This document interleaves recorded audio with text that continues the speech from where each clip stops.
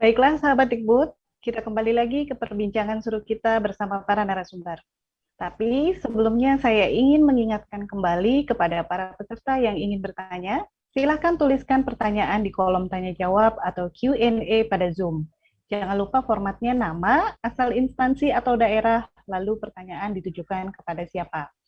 Baiklah, kita kembali ke perbincangan. Kami akan kembali ke Ibu Nunu. Bu Nunu, kalau boleh Bu, mohon dapat berbagi ke kita semua.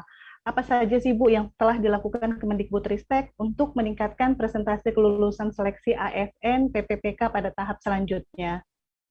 Silakan Ibu. Ya, terima kasih. Jadi kalau yang untuk tahap 1, tadi sudah saya sampaikan dengan mengajukan berbagai permohonan kepada Kemenpan untuk dapat meningkatkan jumlah lulusan. Nah, tentu untuk yang seleksi tahap 2 yang kita lakukan ya sebenarnya masih yang bisa kita lakukan terkait dengan pelaksanaan itu selalu mengacu pada Permenpan RB nomor 21 ya Mbak ya.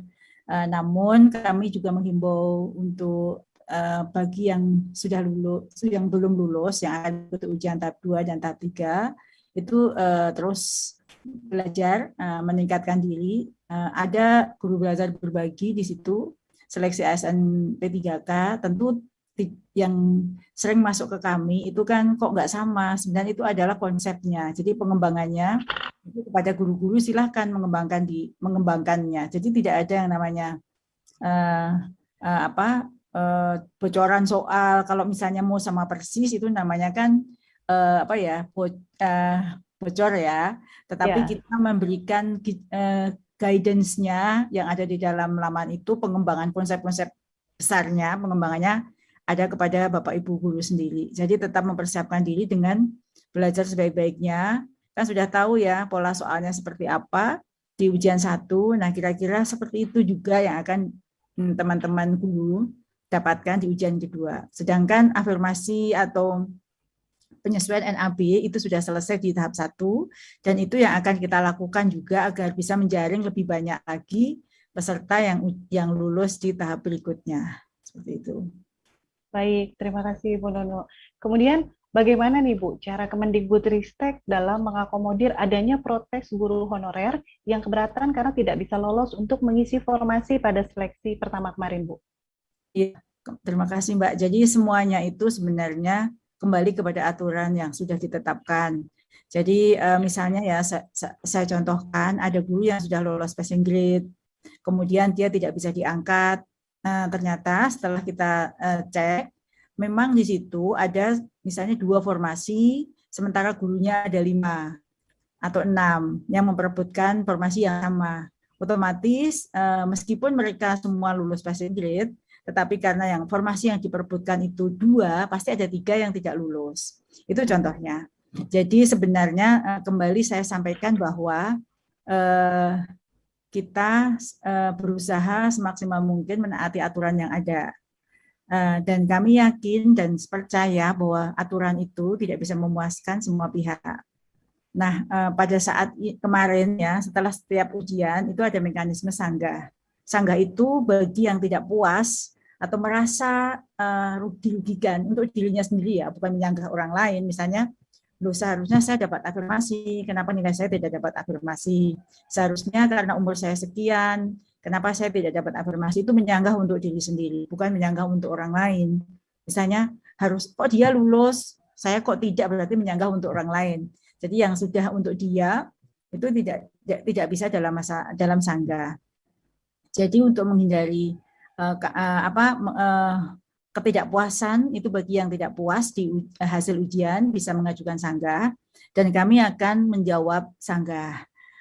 Jika belum tidak segera ingin mendapat jawabannya, kami sudah menyiapkan layanan helpdesk. Yang mana layanan helpdesk itu bisa telepon langsung ke nomor yang sudah disediakan di call center kami di nomor 1-500-997 pukul pagi 7 pagi sampai 23. Jika ada yang mungkin ditanyakan, saya tidak sempat menjawab, kemudian mungkin WA ke siapa tidak sempat menjawab, atau juga bisa melalui Telegram yang sudah tersedia dan juga bisa melalui portal bantuan di kontak di guru ppk.kemendikbud.go.id.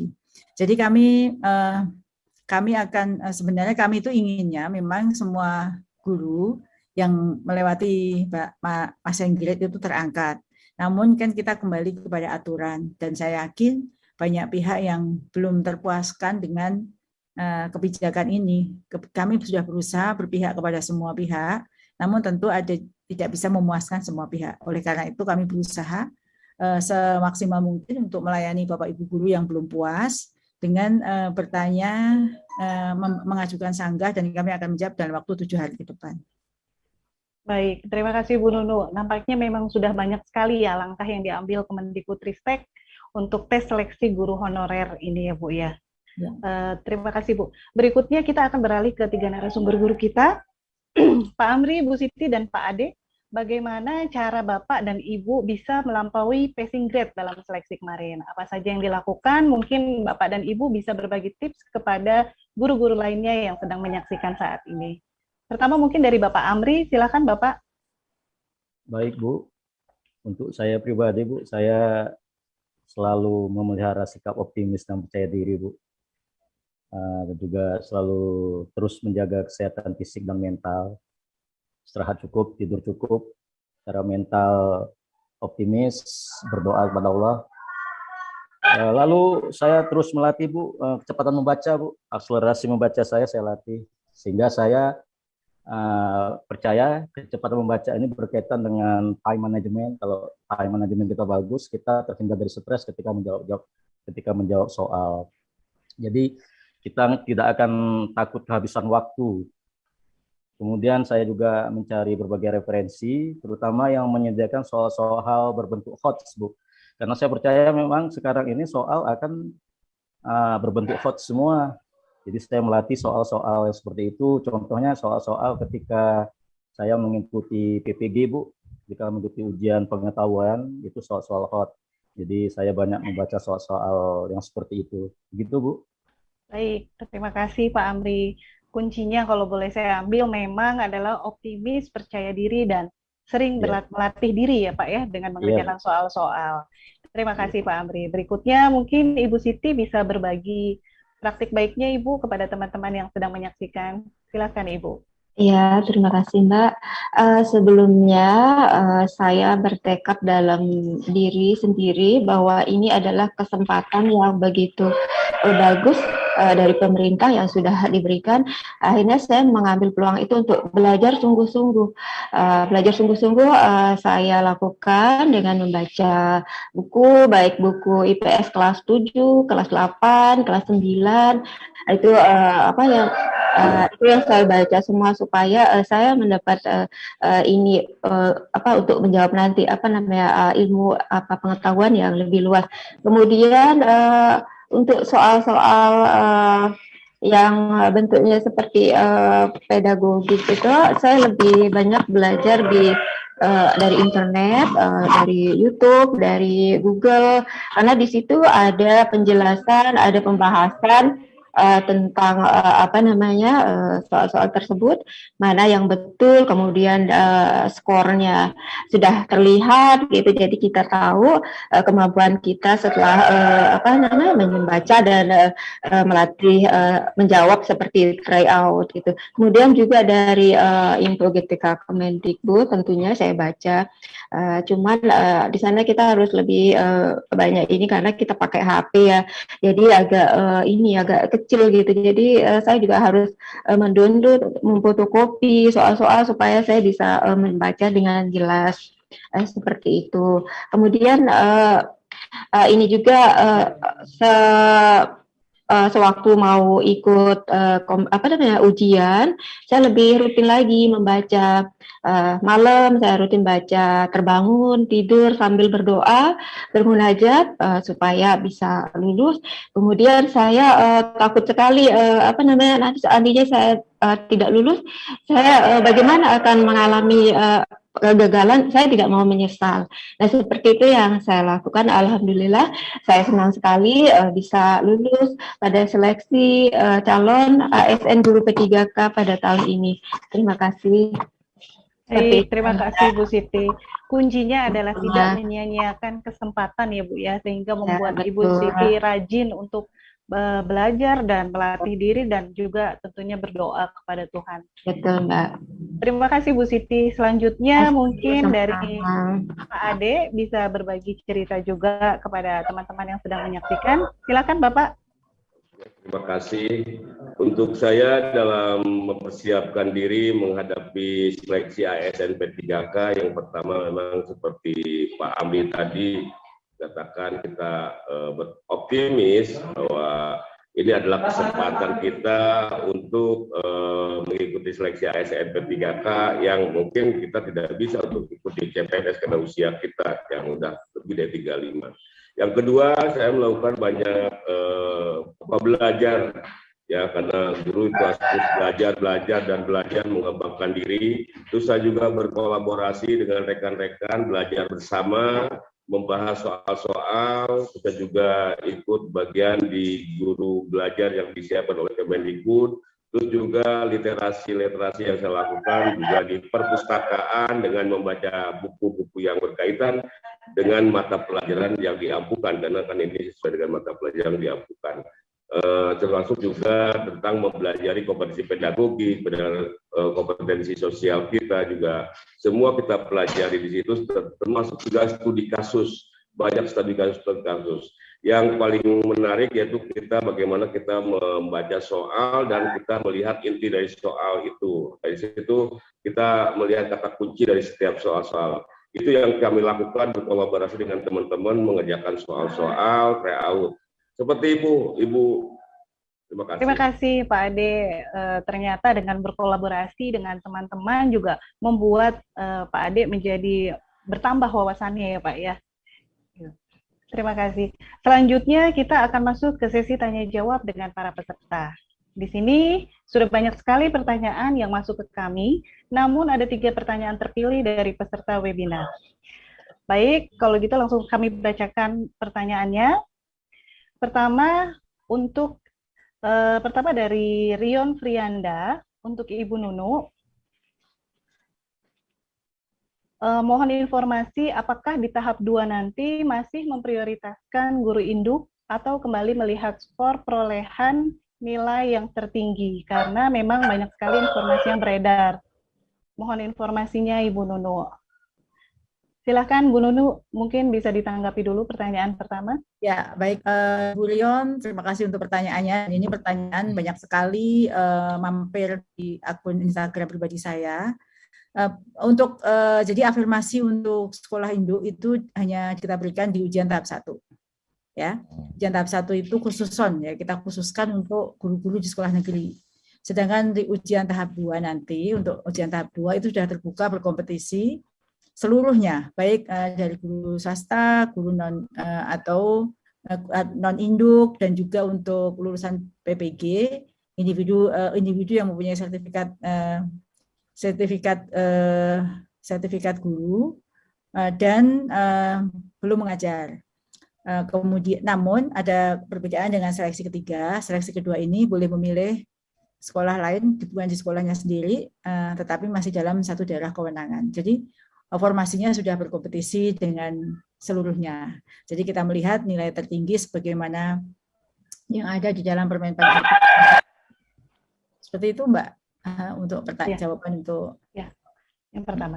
Terima kasih Bu Nunu. Kemudian selanjutnya ada pertanyaan lagi Bu dari Sherlita Marta Rovinda, seorang guru honorer sekolah dasar.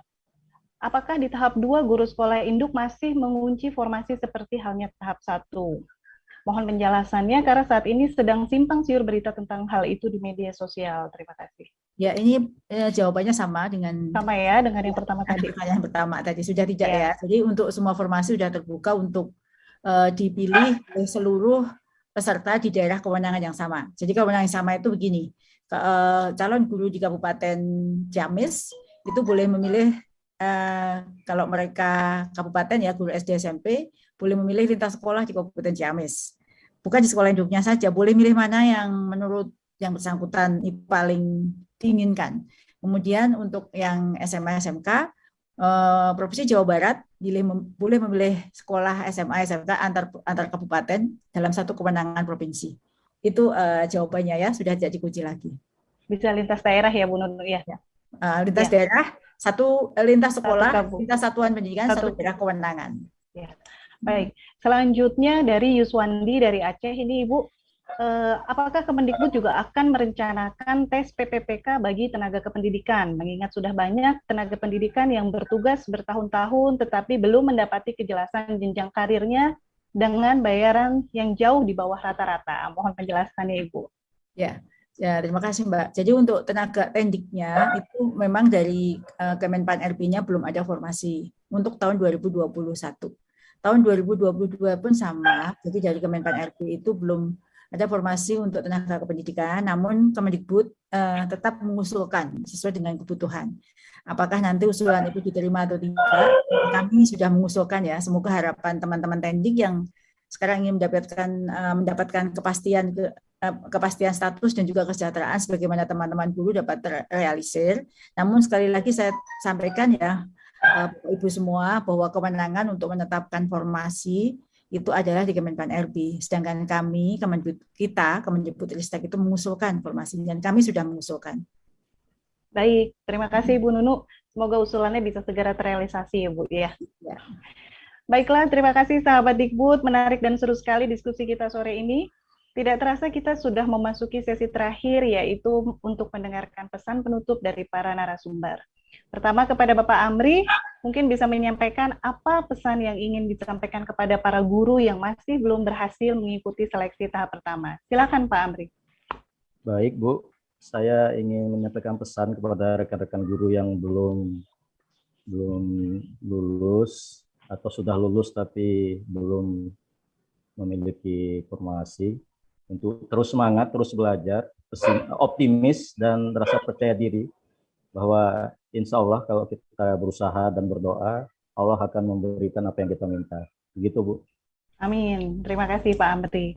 Selanjutnya kita beralih ke Ibu Siti. Pesan apa sih Bu yang ingin disampaikan Bu Siti kepada para guru honorer agar mereka tetap semangat mengikuti seleksi tahap kedua? Ya, terima kasih.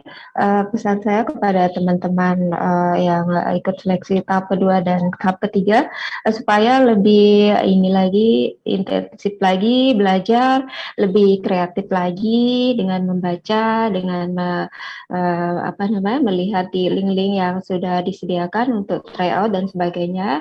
Kemudian lebih semangat lagi meningkatkan kualitas diri, integritas kita sebagai guru, karena tidak ada kompetisi yang tanpa usaha. Untuk berhasil kita harus melakukan usaha dengan sungguh-sungguh. Sekian, terima kasih. Terima kasih Bu Siti. Selanjutnya kita beralih ke Pak Ade. Silakan Pak Ade untuk menyampaikan pesan kepada para guru-guru kita supaya mereka tetap semangat. Ayo teman-teman guru hebat, kita belajar dan belajar. Tugas kita tetap harus belajar. Terus berkolaborasi dengan kawan-kawan, mungkin dengan berkolaborasi itu bisa membantu dalam mencapai harapan-harapannya.